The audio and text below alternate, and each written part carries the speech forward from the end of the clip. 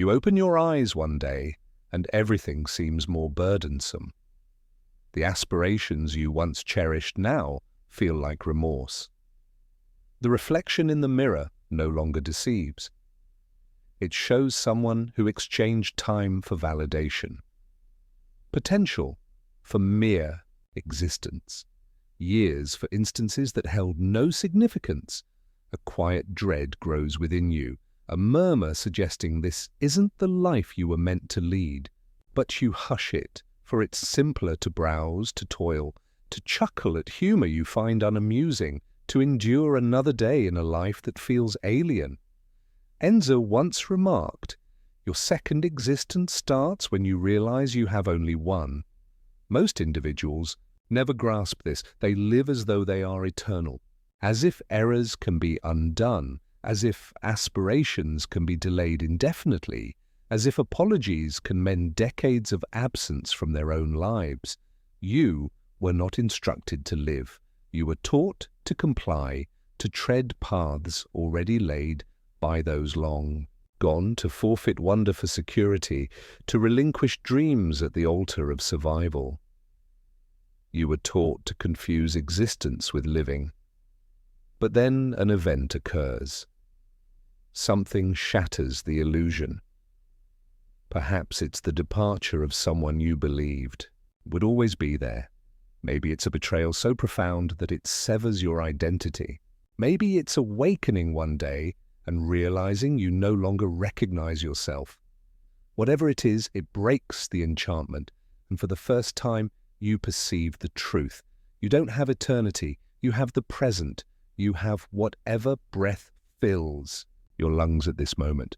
You have this delicate, harsh, beautiful opportunity to exist fully before everything you cherish and everything you are vanishes.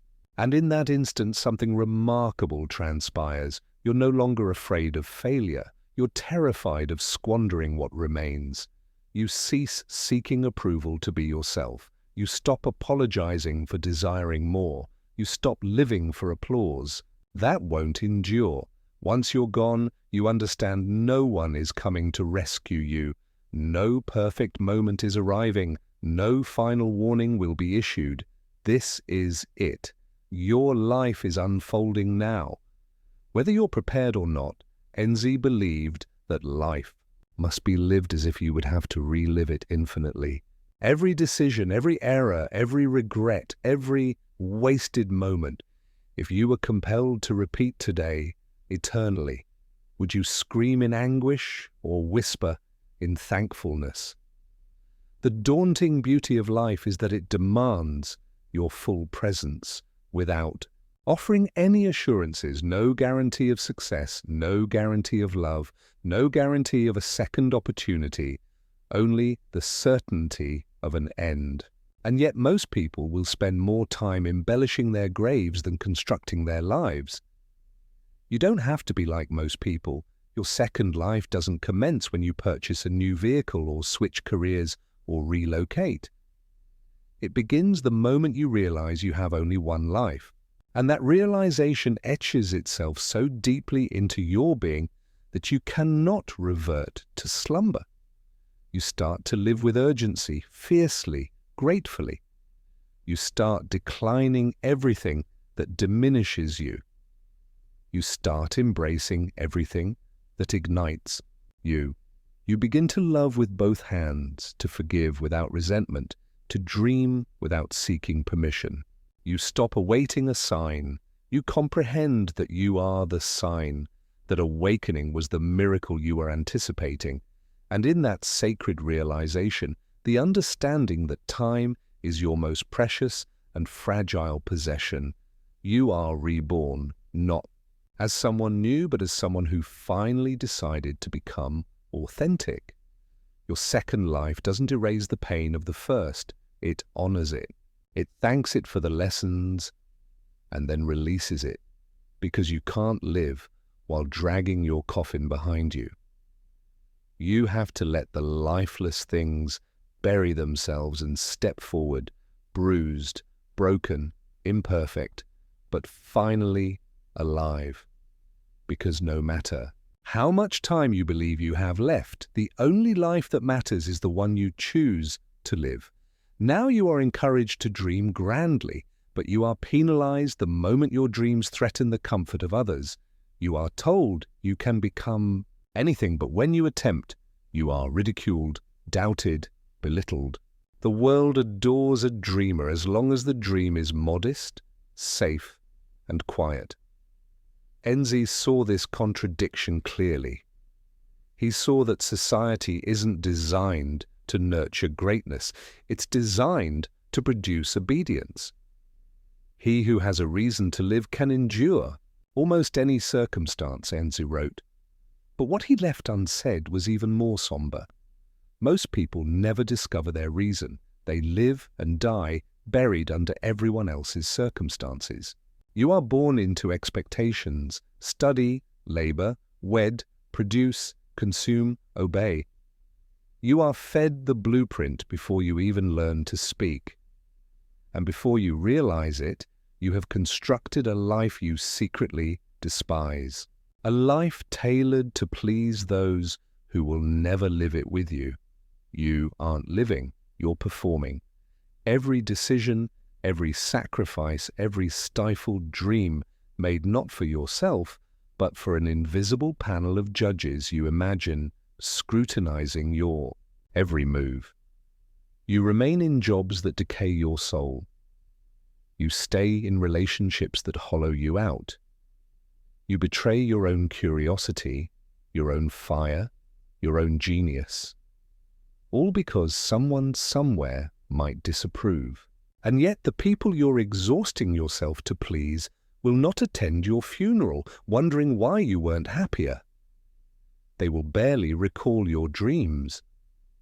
Enzi believed that to live fully, you must be willing to endure solitude, to choose your own path, even if it means walking it alone, because greatness demands exile, authenticity demands rebellion.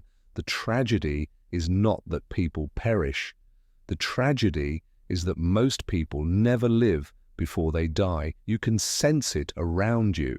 The quiet desperation, the silent regret, the way people laugh too loudly at jokes that don't reach their eyes, the way they boast about promotions that cost them their peace, the way they plan vacations like prison breaks, desperate for a week of breathing before returning to the suffocation they chose.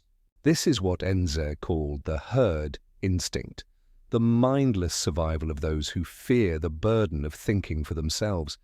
It's safer to be accepted than to be free.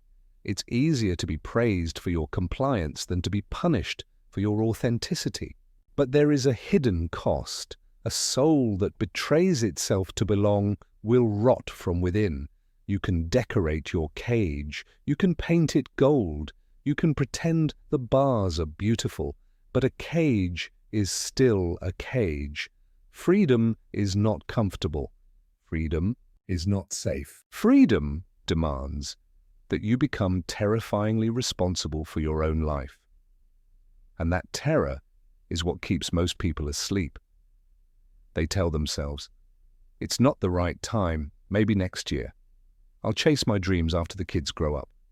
I'll start living after I retire. But time doesn't negotiate, it doesn't wait, it doesn't pity your excuses. The day you realize you have only one life is the day you either awaken or remain in the dream until it consumes you. Enzi warned that if you do not confront your mortality consciously, it will confront you through regret, and regret is not a clean wound. It festers, it consumes, it poisons every memory of what could have been. You might think you have time to delay, but look closer. How many years have already blurred past you without meaning? How many days have you lived on autopilot, doing what was expected, never asking if it was what you truly desired? You don't lose your life all at once. You lose it in tiny, invisible betrayals. A day here, a decision there, a dream postponed, until it decays into a memory of what you might have been. Enzi didn't just offer philosophy, he offered a mirror, not to flatter you, but to terrify you into action, because terror awakens you You weren't meant to be comfortable. You weren't meant to be safe. You were meant to burn with purpose, with vision, with a life so authentically yours that the thought of living anyone else's dream repulses you. And yet the question remains, what will you do now that you know? Now that the truth has found you, the unbearable, undeniable, beautiful truth that you are running out of time. Will you shrink back into numbness? Will you rationalize your stagnation? Will you apologize for being alive? Or will you begin your second life, the life you were meant to live, before fear rewrote your script? The choice is not philosophical. It is immediate. Every second you delay is a second stolen by the herd. Every second you wait for permission is a second your soul decays. There will never be a perfect time. There will never be an ideal moment. There will never be a guarantee that you won't fail. There will only ever be now. And now demands your courage. You don't wake up one morning drowning in regret. It doesn't hit like a thunderstorm. It creeps like a slow, cold fog, a missed opportunity here. And maybe later there, a conversation you were too scared to start, a dream you were too tired to chase. At first, it feels harmless. Life still looks the same. Bills are paid, birthdays are celebrated, vacations are planned. But beneath the surface, something begins to rot. You start smiling less, even when you're supposed to be happy. You start feeling emptier, even when you're surrounded by people. You start waking up heavier, carrying a sadness you can't explain. This is not depression. It's not sadness. It's the slow death of a life unlived. Regret doesn't announce itself loudly. It doesn't scream. It whispers. At night, when the world is quiet, it whispers, "You could have been more." And you try to silence it with distractions. Scrolling, drinking, shopping, overwork. But no matter how loud the noise, the whisper grows. Because regret is not about what you did, it's about what you were too afraid to do. Enzi believed that regret is a form of self-betrayal, the slow realization that you have wasted the only miracle you were ever given, the miracle of existence. You will not regret your failures. You will not regret the risks you took that ended badly. You will regret the silence, the cowardice, the hours spent doubting when you should have been daring. You will regret the life you abandoned while pretending. You had more time. Look around. How many people do you know who are already dead, even though their hearts are still beating? They exist in routines they hate. They laugh at jokes they don't find funny. They celebrate milestones they don't care about. They are alive biologically, but spiritually, they are graves that walk, and you feel it when you're near them. The heavy emptiness, the invisible sadness, the desperate attempts to distract themselves from the quiet horror of their own unlived lives.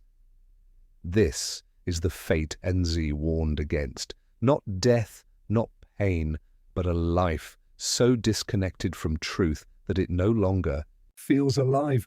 Every day you delay becoming who you were meant to be, you feed that death a little more. You hand over another piece of your soul to comfort, to fear, to mediocrity. And the tragedy is most people will never even realize what they've lost until it's far too late. Because society teaches you to measure your life by numbers, your salary, your follower count, your possessions. But none of these things will hold your hand when regret starts devouring you at 3 a.m. None of these things will erase the echo of your unlived dreams. Only one thing will matter then. Did you live?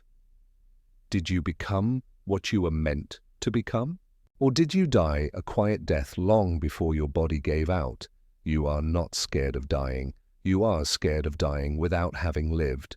And that fear, if you are brave enough to feel it fully, can become your salvation. Because fear has two faces. Fear that paralyzes you and fear that awakens you. Most people let fear chain them to small lives, but you have another choice.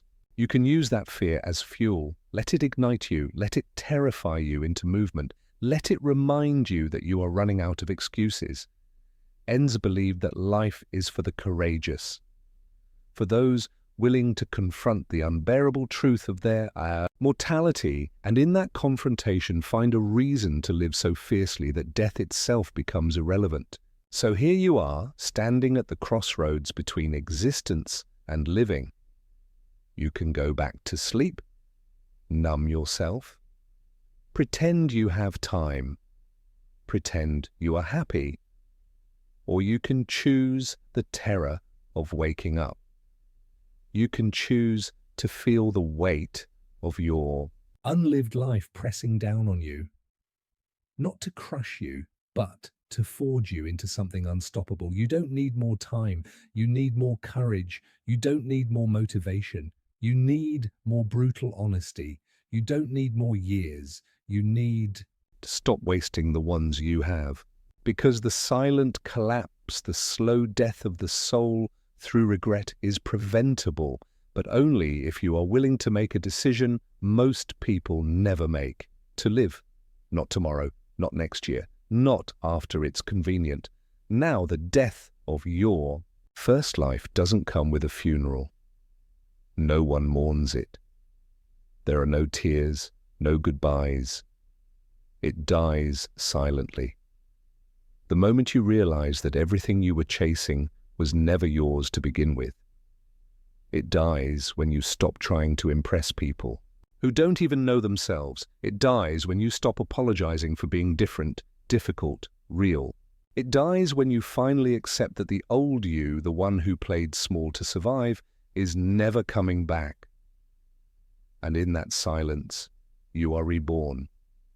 Not into perfection, not into certainty, but into freedom. Your second life is not about doing more. It's about doing what matters. It's not about being faster, richer, louder. It's about being truer. You will be misunderstood. You will be rejected. You will lose people you once thought you couldn't breathe without, but you will find yourself. And that is a trade worth making 1,000 times over. The world will not applaud you for choosing yourself. It will resent you because every step you take into authenticity will remind them of the steps they were too afraid to take. You will threaten their comfort simply by existing freely. Let them be uncomfortable. You are not here to fit their mold. You are not here to make them feel better about staying small. You are here to burn, to blaze through your time with a fierceness that leaves no doubt that you were here, truly here. Nietzsche believed that the greatest sin is not suffering, it's mediocrity, it's a life half-lived, dreams half-dreamed, a soul half-awake. Your second life demands the full version of you, the one who dares, the one who speaks truth even when their voice shakes, the one who stands alone, if necessary, rather than kneeling in a crowd. Living your second life will not be easy. There will be days when you question everything, days when fear feels louder than hope, days when it would be easier to go back to sleep. But remember this, pain is temporary, regret is eternal. You can heal from the wounds of risk. You cannot heal from the ache of never having tried. Every step you take into your second life will hurt, not because you are doing something wrong, but because you are shedding the skin of a life that was killing you softly. You will grieve. The old you, the one who tolerated disrespect, the one who watered dead gardens, the one who apologized for shining. But you will rise, not because you are fearless, but because you finally understand that fear is not a reason to stop. It's a reason to run faster. If you knew you had only 1 year left, truly knew it, you would not waste another second playing small. You would stop explaining your worth. You would stop shrinking to be digestible. You would stop waiting for someone else to tell you that it's okay to live fully. You would live with urgency, with gratitude, with savage, unapologetic wonder. You would love the people who set your soul on fire. You would leave the places that made you forget your own name. You would chase the dreams that terrify you because they are the only ones worth having. And you would not waste one more heartbeat asking permission. Your second life begins not when circumstances change, not when people change, not when the world finally understands you. It begins when you change, when you decide fully, fiercely, finally, that you are done surviving, that you are done existing, that you are ready to live.